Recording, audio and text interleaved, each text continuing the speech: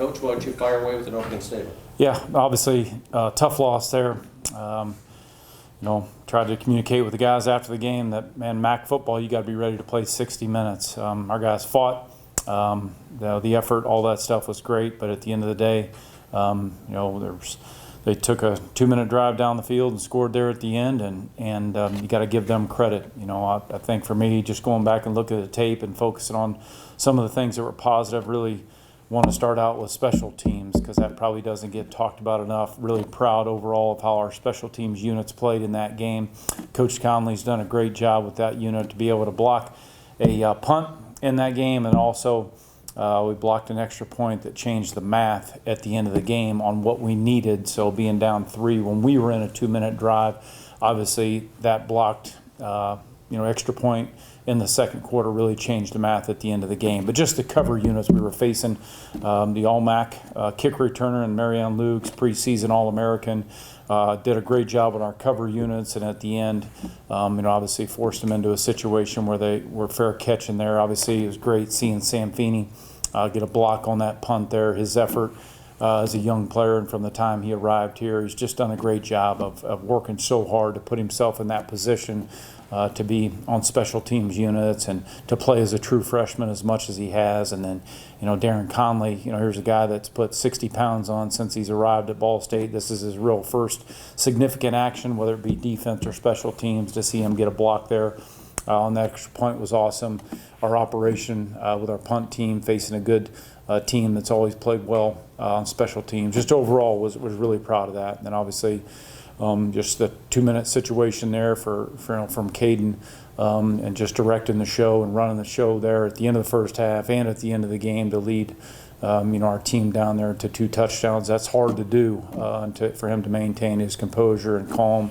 In a stressful situation like that as such a young player being a redshirt freshman, I think is awesome. Obviously, I think anything from a mistake in that game that happened, and certainly, pointing to some of the things that might have taken place defensively down the stretch, I'm very confident those are things that we can clean up. We got some young guys that have been forced into action. We've had some injuries at the safety position. Unfortunately, D.D. Snyder went through pregame warm-up, wasn't able to go. A.J. Taylor returned after missing the Miami game, just wasn't able to go after a few plays in that game. So, that's some young guys forced into action, and they'll learn from their mistakes. But all the things that showed up, we can correct that, whether it's eye discipline, whether it's a missed tackle, whether it's making sure that we're reading our keys. All those things, feel very confident that we can get fixed. So yes, we're hard at work preparing for James Madison, but at the same time having a nice balance of working in practice on things that we need to get corrected on our end.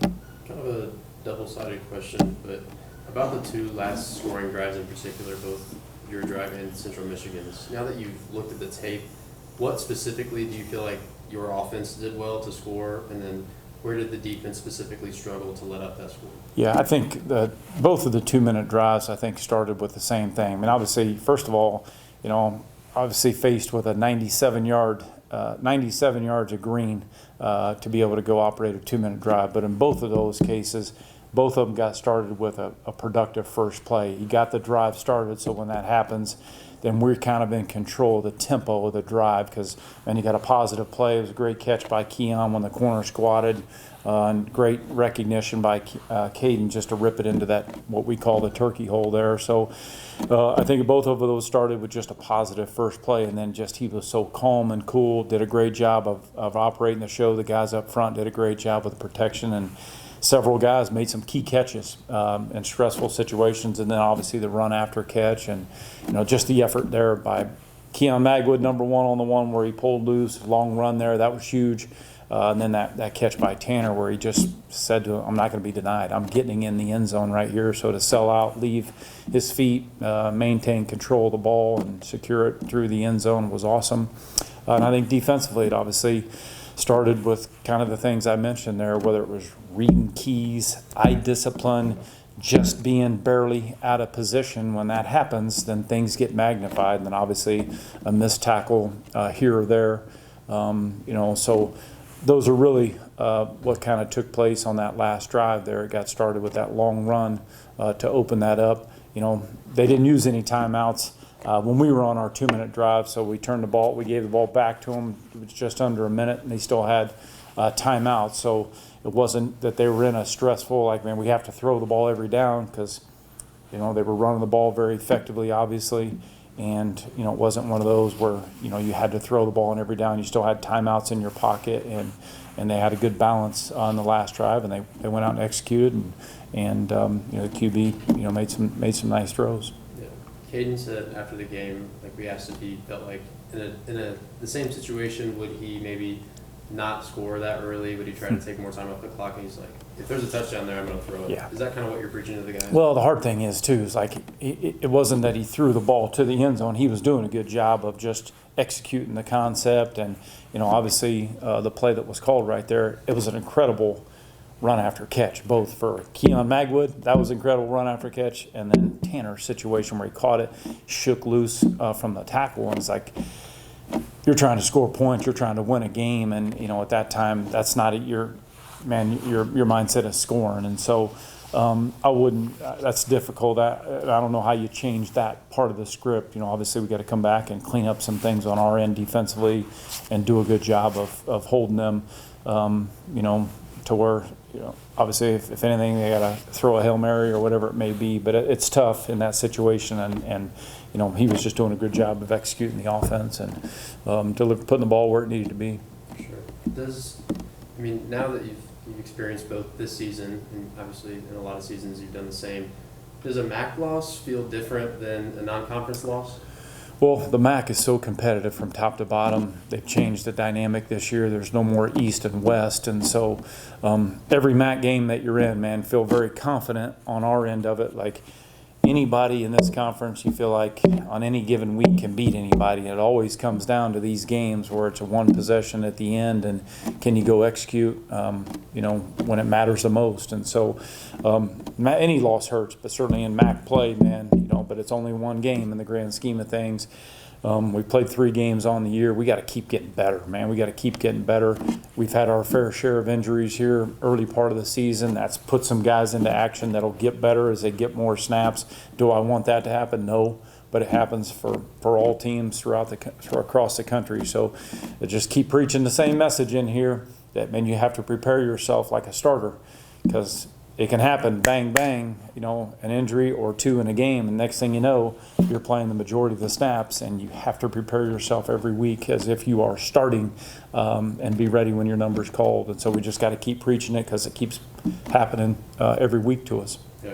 James Madison's been a really successful program, especially the last few years. I think I saw that they have the second best chances of a group of 5 to make the college football playoff. So are you kind of preparing for James Madison as if they were a Power 4 school? No question. Obviously, they've done a great job. Obviously, Coach Signetti's, now at Indiana, and Coach Chesney did a great job when he was at Holy Cross, and he's done a great job so far. They had a huge win against North Carolina. They're 70-50. You go back, you start to watch the tape. They forced 5 turnovers on their end of it, and so you wonder how the score gets lopsided like that. But obviously, they did a great job. And they had a block punt return for a touchdown. They had a kickoff that hit the front line guy right in the chest, ricocheted off. They recovered it, took it down, and scored points. Obviously, they forced a fumble on the North Carolina's first or second possession of the game where they were in scoring position, then had 2 interceptions, 1 return for a touchdown. So, it was one of those nights where, and turnovers come in bunches, and it did for them that night. And so we got to do a great job on our end, starting with, like you preach every week, we got to win the turnover margin. We can't turn the ball away, turn the ball over and expect to win. I don't care who you play, and that's obviously was nothing truer than the other night when they played in that game against North Carolina. So we just got to get back to work here, have a great week. I firmly believe in our team. I firmly believe in the confidence of our team. I don't think anybody's lost any kind of belief. It was just a MAC game that's wild at the end, and obviously you're watching football on the way home, and you see kind of a wild same type of deal with Northern and Buffalo. That it's just a MAC. It's a damn good conference from top to bottom, and you got to play good football. And obviously we'll keep attacking that. You talked about no finger pointing in that press conference. times after the loss. Have you really seen the players adapt to that and take that through this week? Yeah, well, again, we've been together so far just the day after the game. Today's their day off, so we talked about it yesterday because some of the guys that were sitting in the meeting room here, they weren't on the trip. We had 72 guys on the trip, 2 of which did not dress.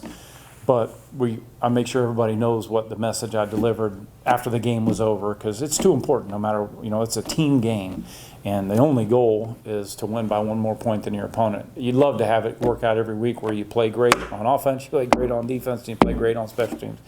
It's tough to get that done when you have all 3 phases, total domination. That doesn't hardly happen. So however the formula ends up being, we just got to make sure we stick together. And there's certain guys, there's young guys some guys need a hug. If something doesn't go quite right, you got to give them a hug. You got to make sure your teammates know your brother's there for you. I'm here for you. I got your back. I believe in you. And you got to bounce back, from adversity. And so I think most importantly, just making sure that, I don't worry about our team finger pointing, but it's just one of those making sure that I emphasize that's just how we operate. There is no, that's not tolerated. That's not acceptable. I don't worry for any 1 second about our football team ever even going down that path. Yeah, I know you talked about, James Madison put up a lot of points, some of that being defense, but still a lot of offensive points with 70 points. No doubt. I think the defense needs to clean up those little things going forward. It's really all about the little things. I know that might sound, but really it comes just one slight out of position and it magnified. Obviously the missed tackles are the missed tackles. We got it. That's got to, you work on that every week.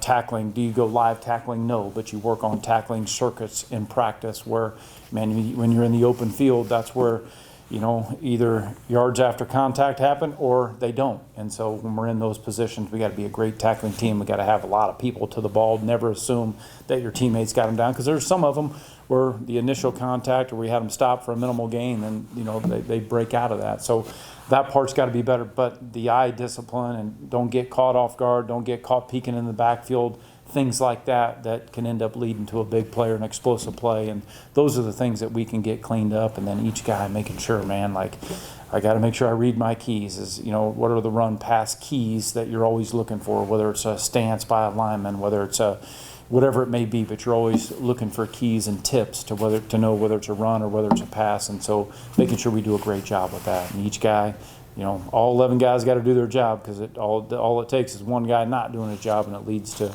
an explosive play. So I know it's probably not an exciting answer, a boring answer, but it's real, and that you try to preach, man, all 11 guys, especially in this sport, you got to be on the same page, and everybody's got to execute their job to have success.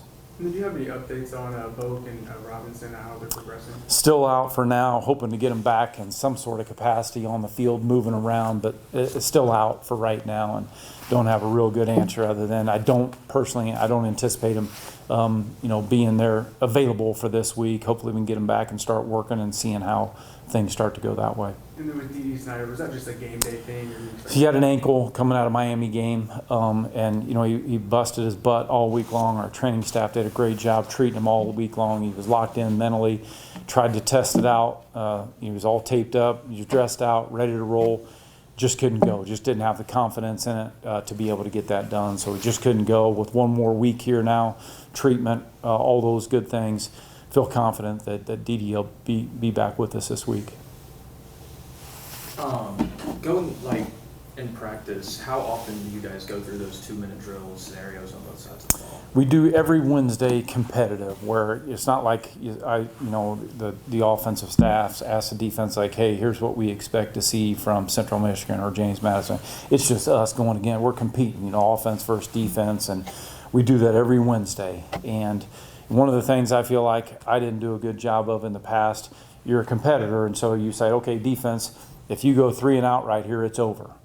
Well, sometimes you don't get the end of the drive work that you need to get when guys are tired. And so that was something I felt like I didn't do a good enough job in past years ago. Man, I need to get to work at the end of the drive when there's 30 seconds left or 20 seconds left, and guys might be tired because they've gone through 5 or 6 or 7 plays. So there's a fine line, because you don't want the defensive guys to be all pissed off like, hey, man, we got to win and we still got to go here now. We just got off the field. But you got to get the end of the drive work in. You got to get the kicker out there with stress, like if he's got to run out there, and we got to work on fast break field goal because we got no timeout. So that was something I spent a lot of time what can I do? I got to be better on my end of how we, implement 2-minute during practice. And so I think it's paid off, just the hard work. And I think just getting that work and concentrating when this is your 5th play or 6th play of the drive, and heck yeah, you're tired. But, when you're gassed, you got to be able to focus. You got to be able to execute when you're tired. And I think, some of that work has paid off. And I was going to ask you about that. Do you think at the end of that game there, that last drive, do you think the guys were do you think the tiredness was a factor there or not? You talking about defensively or Yeah, offensively? yeah. Well, defensively played 55 plays in the game, so I don't think, there was a long period of time there where the offense did a good job of maintaining possession. Could we have put more points on the board? Yes. I was frustrated in the second quarter when we got the block punt. We didn't turn it into points. When we went 4 and out, that was tough. That was disappointing. And we had another 3 and out. That was disappointing. But I think at the end, I think it's a matter of a few things that we need to clean up on our end, whether it was eye discipline, whether it was being out of position, tackling when we had an opportunity there. So I don't think that it was a matter of guys being gassed. Were a couple of guys in that situation for the first time? Yes. But that was due to injury, not due to anything other than that. And then you mentioned your kicker as well. We saw a kicker change. We saw Carson Homer for the first time this year. You talked about how well the special teams played, but he had 2 great kicks. What kind of went into I'm so glad you brought that up, because I just got done coming down from my office saying I got to make sure and give a shout out to Carson Homer. So thank you for asking me that. Jackson was banged up, or Jackson has been limited by groin injury. So he couldn't. He's been trying, last couple of weeks because Carson was actually. Jackson was inactive, if you will, wasn't able to kick in the Miami game, and he just wasn't able to go. So this was Carson's first real opportunity in the game where he was perfect on field goals, perfect on extra points, did a great job on kickoff, had 3 of them for touchbacks in the game. And really, he's a great story because he went through some highs and lows and had some setbacks early on in his career here due to injury. And for him, just to keep working hard, keep being positive, keep believing that when my time comes, I'm going to be ready. And he was ready. And so everybody on our team rallied around him, made him believe in practice last week that he was going to be awesome. Coach Conley did a great job in the meeting room, even Friday night. He gave him a shout out in front of the whole team, and the guys that were on the trip in Mount Pleasant gave him a standing ovation, clap. That had to be a good feeling to know my guys got my back here. And so he did. He went out there and did what he needed to do, and our guys did a great job up front, blocking him up. The operation between the snapper and holder, all that stuff was awesome. So I'm glad you asked me about Carson, because he deserves a big shout out for delivering when his number was called. All right, yeah. And then last question. You had, I don't know if you watched the Sunday Night Football last night, but Carson Steele has kind of walked into a really big opportunity with the Chiefs. What's it like to see him kind of get that chance? Yeah, I'm proud of him. He was awesome here for Ball State University for 2 years, and somebody sent to me his, they announced, the players announced themselves, and he said Ball State and UCLA. So I think it's awesome that he still appreciates where he came from. I still have communication with him on a regular basis through text messages. Hey, great job, or proud of you, congrats on the win, and he immediately responds back. So it's awesome. It's awesome for Ball State, and I think it's a credit to just the hard work that he's put in, and for him to acknowledge that Ball State was a big part of his past, I think is awesome, because he's always welcome here, and he did a great job during his time here. Did he have that alligator while he was here? Oh yeah, Crocky J was talked about a lot during his time here. So, and he was close enough where when we did have a window where we were off, he would go home and see Crocky J. So that's made him famous. The crocodile hunter. Oh yeah. So he got that when he was a kid, and every bit of that you see is true.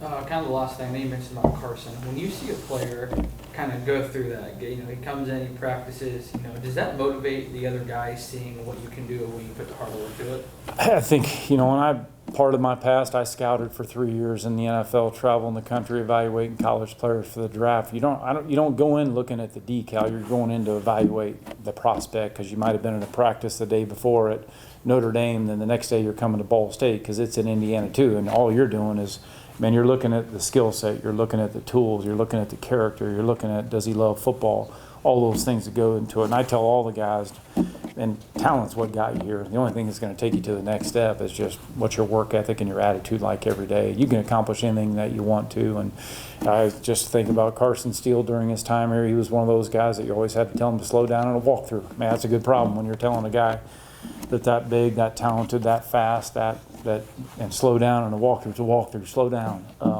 But that's just some guy, that's how you're wired. And so it doesn't surprise me at all that he made that roster. It doesn't surprise me at all that he went in and had a great game last night, had a lot of carries, a lot of production. And anybody else, man, hard work is hard work. And you got to bring that attitude every day. You can't take 1 day off or 2 days off, then that could accidentally become habit, and nobody wants that.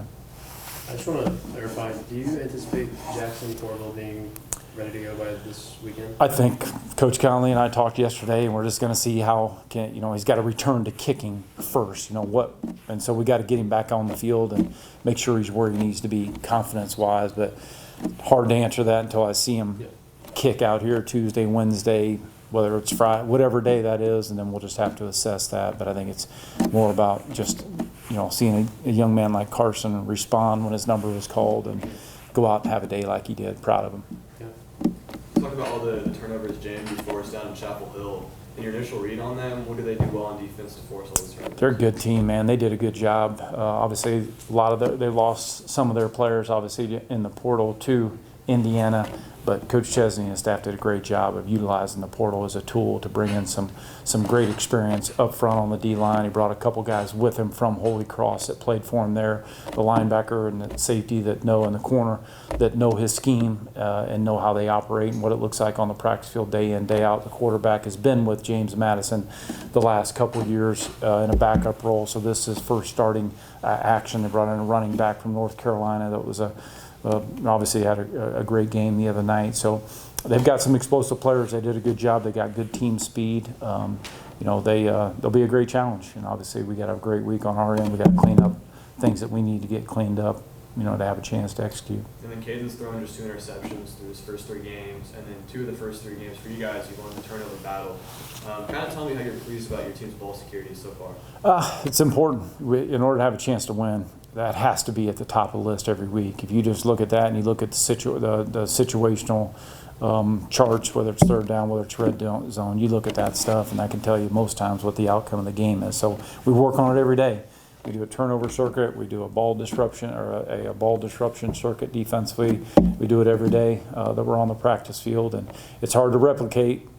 People coming at you trying to, for lack of a better word, take your head off when you're running with the ball. But man, you got to do a great job of just practicing great habits and taking care of it and making sure we're not giving up any possessions throughout the course of the game.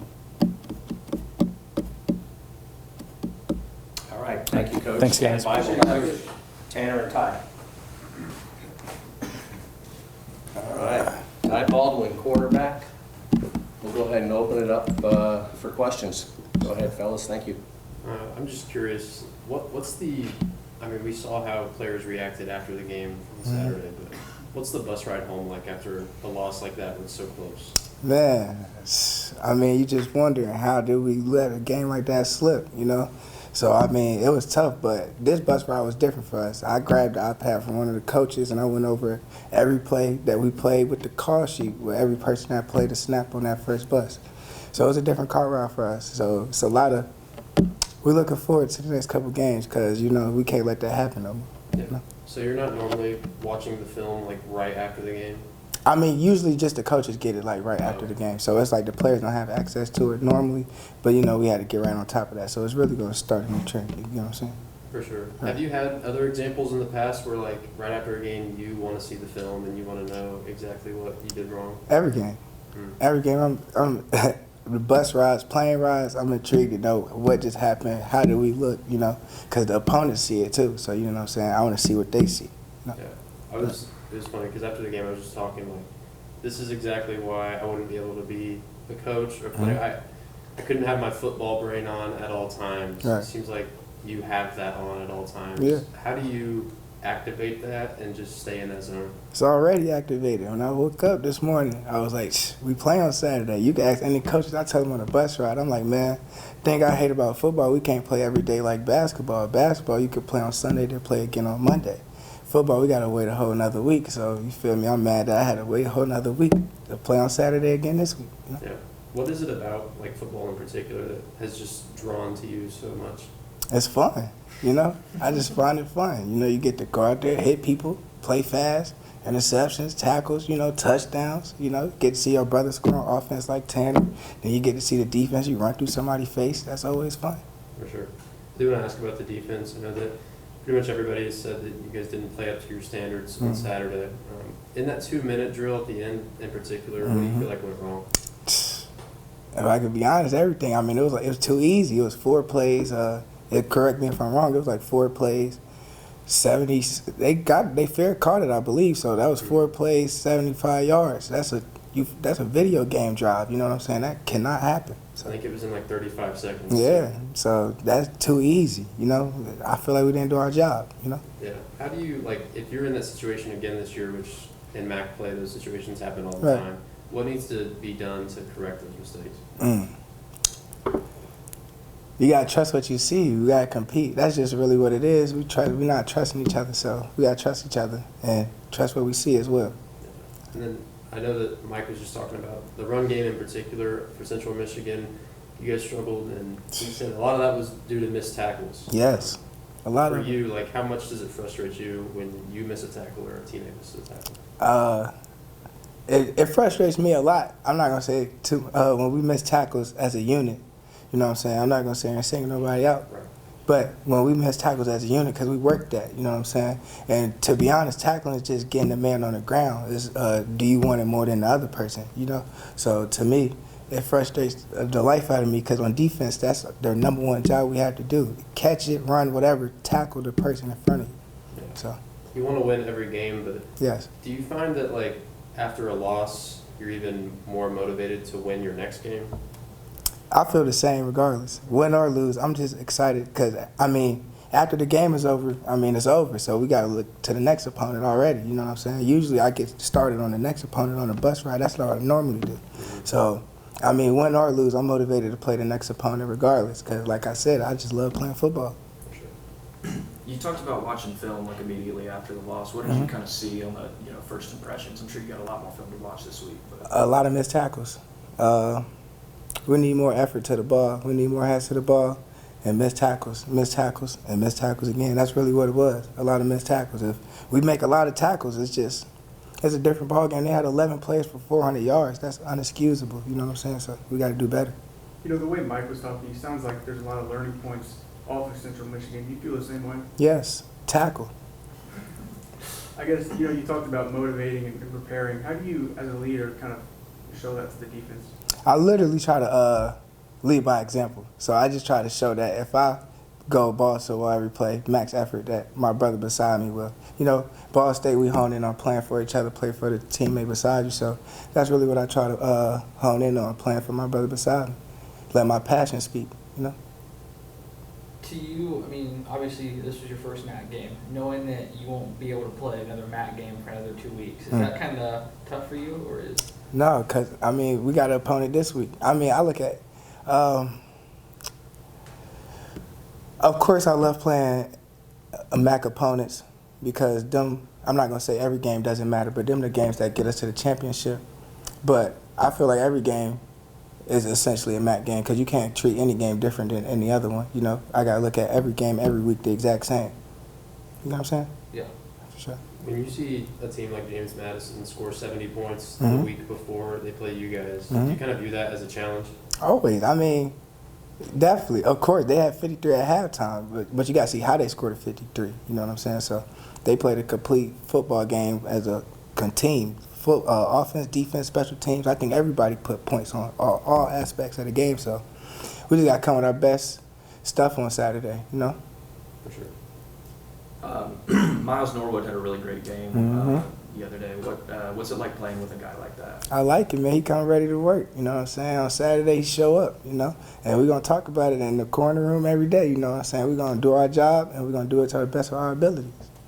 You guys are kind of like a new unit in the defensive backfield. A lot of you haven't really played together very much. What's it been like kind of developing chemistry, communication with those guys? Yeah, we just got to trust each other more, you know what I'm saying? We just got to have faith that the person beside you going to do their job. So that's really what it is when, young group together, got to build camaraderie. So we still working on that. It's 3 games in. There's no excuse on why we shouldn't have it already. But, it's still going to be tough. We still got 9 games left, so it's just a building block, stepping stone, step is stairway. You know what I'm saying? Mm-hmm.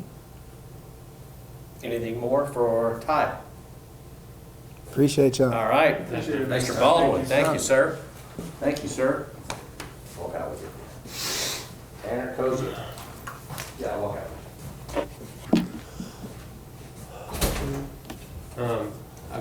After the game, we asked Caden if he felt like at the end with that touchdown with you, like if he thinks the offense in situations like that should take a little bit longer to score, take more time off the clock, and he just said, I'm going to throw that to Tanner every time if he's open.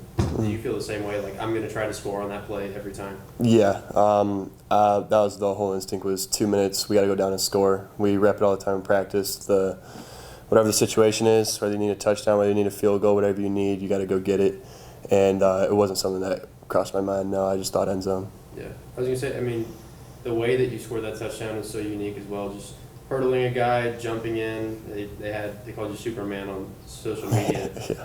I guess for you, like, is your instinct in that just score by any means necessary? Yeah, absolutely. And that just comes from growing up, watching football, watching a lot of Cam Newton, and seeing him dive over the line of scrimmage, just thinking about that. Like, it was just, those are the plays that run through your head while you're playing on the field. And you see, like, it's kind of like you see and then you do it. And that's just like, I got hit in the leg pretty hard earlier in the game. They chopped at my leg, so that was kind of a thought of it because I feel that right now. But that was kind of a thought that came in with it too. But it was just like an instinctive thing that you just do. Like, you feel it and you do it. Yeah. I'm glad you brought that up because, we were there and we noticed from the press box that if we're thinking of the right moment, like you were walking a little bit differently after you got hit in the leg. Yeah, it was a little bit of a Charlie horse. Oh, okay. Yeah, but it's not like it's just a little bruise. It's all good. Okay. Yeah. I guess too, just with Caden, you got, I believe, 9 receptions, over 100 yards. We've talked about the chemistry that you formed with him, but just being kind of his go-to target, how do you feel like he's developed his game over the past year? He's just nothing but confident, and honestly, he's done most of the work. Like, he just surprises me more and more every time he's out there. Like, I know he's a great quarterback, but there was one on the sail route that I ran going towards the facility end zone, and he threw it right on the sideline out of the reach of one kid. I remember seeing the ball on its way to me, and I was like, none of them can touch this, and it's like in the perfect spot. Like, every single route you run, you're a viable option to him because he gets through his progressions. He's very smart. He moves around the pocket. He creates extra space, and just like playing with him is the most fun I've ever had playing football because it's just like the game is so much more alive, and he is just like, if you're open, he's going to find you. And if you're not open, especially with me, we have a great connection. He knows where to throw it, so you can go up and grab it. Yeah. You just mentioned that specific moment where it's like you see that ball and it's like it's perfectly placed, and I know that before I even catch it. Have you felt that before in all your years playing football? Oh, yeah, absolutely. I played with J.J. McCarthy in high school, and he could put the ball exactly where he wants it. That's just like Simone's is so. I thought Paddock was a great quarterback. I've had a lot of good quarterbacks throughout my career, but playing right now, being where my feet are with Simone's, I couldn't be happier. Yeah, I don't know how I forgot about McCarthy. Yeah, you're good. No, I guess just, does a MAC loss feel different than a non-conference loss at all? Yeah, absolutely. Every loss stings, but when you're within MAC play, and especially a loss like that, like unfortunately, my career we've had a lot of losses like that where it comes down to the wire. It's the MAC. It's what the conference brings. It's a dogfight till the end all the time, and you can never, until the clock hits 0 and the scoreboard's up there, like you can't settle, you can't chill. You got to keep going the whole time, and it absolutely does sting. But we're on to the next. Like, there's nothing we can do about it. And how do you personally bounce back from a loss like that? You just forget about it. You watch it, you learn from it, and you go to the next thing. Like, you can't lose a game twice. You can only lose it once, and we're just going to go on to JMU. Like, we're going to attack JMU as hard as we possibly can, and we're going to go on and win that game. And the offense had a lot of positive against Central Michigan. What were you able to learn from that game? Just that we could score on every single drive. And I think on every single drive we had the opportunity to score that game, and we left a lot out there. We didn't capitalize on the blocked punt. And there was just a lot of times where there was a 4th down we didn't get that we easily should have got. We want to run the ball. We want to impose our will.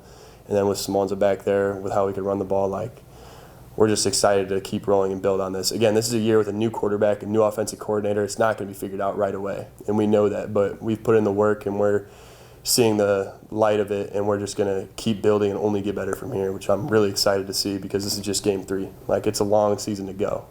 And I know you've talked about Caden's confidence. Does his confidence kind of instill confidence in the people around him? Absolutely. Naturally, when you have a quarterback like that back there that's putting the ball exactly where he wants it, you're just like, we're running this play to score. Like, this play can score. You talked about just how you, I guess, get past these games. You just have to move on because you got an opponent the next week. How long does it normally take you to kind of flush that out? It's flushed. Normally you wake up the next day, you watch the film, and then you watch the film for JMU. We watched some of the film last night, watching it after this with Caden, and it's just, you just got to be on to the next thing. Like, you can't dwell on it. There's nothing you can do. You can only learn from it and get better, and that's the blessing from a loss, is seeing what we have to improve on, and now we have new situations to work on.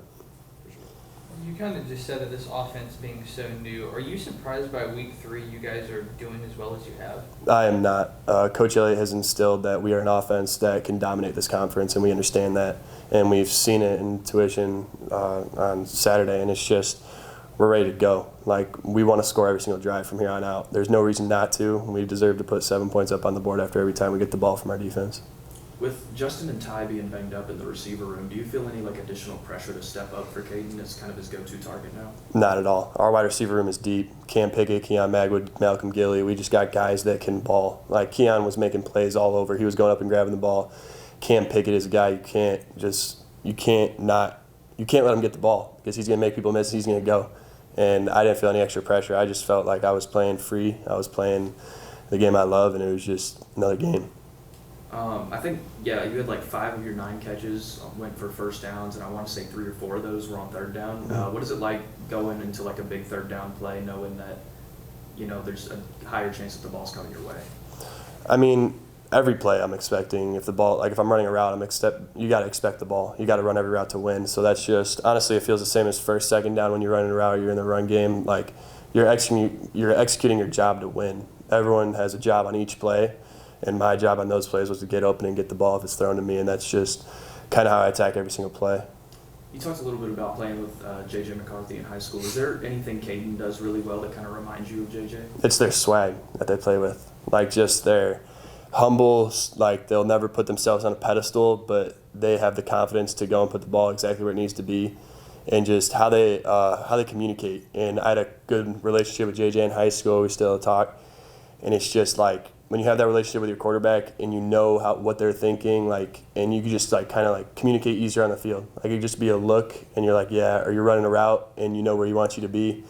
Just that sense of connection. When you're close with anyone, it's easy to do things with them, and that's just kind of how it feels with them. And yeah, I'll just say their swag, their confidence for it though. It's a lot of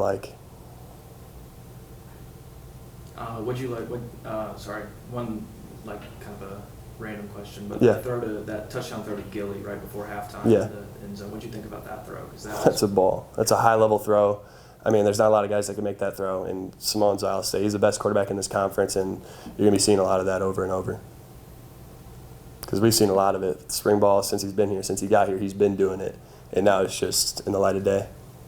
He looked to me like it was, I felt like the Central Michigan game in particular, he looked the most comfortable I had ever seen him playing for Ball State, and I'm sure a lot of that has to do with the fact that was his first start in the MAC as opposed to Georgia or Kentucky or Miami. Did you feel that too, that he was just fully comfortable last Saturday? Yeah, absolutely. And he said it this before the game. We're it was a Tuesday practice. We're it's the first time the MAC's seen you. And he knew, he was on the sidelines watching the MAC games last year. He was a part of every game, and it was killing him. He knew that he could dominate this conference. For sure. Anything else for Tanner? Awesome. All right. Thank you, guys. Thank you, everybody. Thanks, man. Thanks.